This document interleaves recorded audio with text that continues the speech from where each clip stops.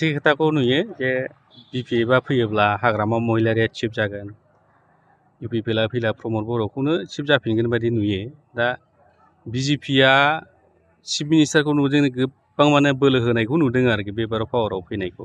बे बिथिङाव बिजेपि फैयोब्ला बिस्वजित दैमारिखौनो फैगोन बायदिबो नुयो।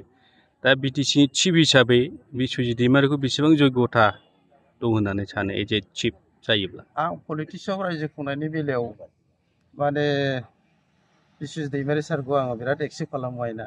बिथाङा रायजो सभायाव खननै पलिटिक्सनि गासिबो नलेजआ बिथांनाव दं। माने गासिबो माने ल आयेन कानुन रायजो खुंनायनि अभिगथाया बिथांनाव सालाय बिजौआव मखस्थ' दंबावो। आं बावबाय मोनसे समाव जोंनि बर'फोरनि काउन्सिलाव मोनसे लेटार माबा बेक जाफिनलायदोंना, बिथाङा होबथादोंना बे लेटारा जोंनाव फैनो नाङा माबा मोनसेमोन आरोखि। आं बिराद गोजोननाय मोन्दों बिथांनि दारै होबथानाय जादों आरो बिथाङा आसाम स्टेटखौसो बुजायहरनाय जादों। माखासे अफिसारफ्रा मिथिबावामोन बिनि सोमोन्दै, नाथाय बिथाङा बुजायनाय होदों। आरो दा बिथाङा स्पिकार बिराद अभिगथा दं।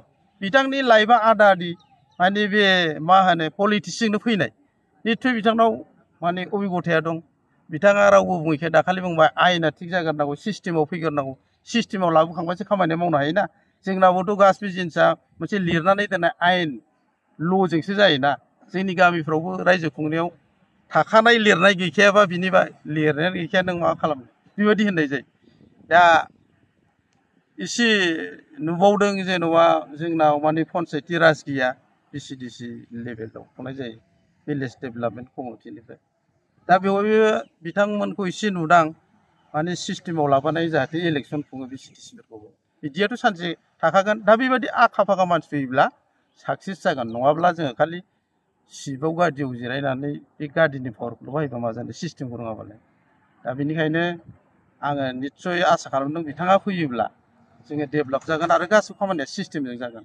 बिना सिस्टेमैखौ रावबो माबाखौ हाया आरोखि, गनायथि मोननाय जाया। आरो बाहाय खिथानो जेबो पइन्ट थाया आरोखि। लिरनाय थायोबा सिस्टेम थायोबा आयेन थायोबा माने लिरनाय दंनाय आयेनाव दं, जोंनाव ओरैबायदि बेखौ बुंनायजों जों मानिलायहोनो हायो आरो गनायथि लायनो हायो आरो। बिथांखौ आं सेंग्रानिफ्रायनो आन्दलननि गासिबो माबायाव लोगो मोनजोबदों। ओरैबायदि एक्सपार्ट, हयथ' पलिटिक्सनि माबाखौ जों मोनजोबाबाबो जों दे बिथांनि मावनायनिफ्राय जों मिन्थियो दे दा आरो आसाम स्टेटआवनो बिथाङा स्पिकार काबाव बा बिथांनावथ' पलिटिक्सनि गासिबो जिनिसानो रोंखाजोबनाय दं, माबोरै सालायनांगौ। आरो खुगाजों बुंजोबनो हाबाबो गोसो सिङाव ओरैबायदि गोजोननाय मोनो बिथांनि दिनै बुंनाय आरो बाक सक्ति। दा 100% गोजोननाय दं जे बिथाङा फैनाय जुदि जोंनि बिटिसिआव जुदि सिएमखौ बिथाङा मोनफैयोब्ला आं पार्सनेलि सापर्ट दं। आङो बिथांनि सायाव आसा दं दे जोङो जोंनि बे ओनसोलखौ डेभेलप जागोन आरो फान्ड लाबोनांगौ बिथाङा एक्सपार्ट जागोन आरोखि। आसलथे मेना जाहैबाय फान्ड लाबोनायसोथ', फान्ड फैबासो जोङो डेभेलप जागोन, रायजोनि गांखांनाय उखैनायखौ होनो हागोन।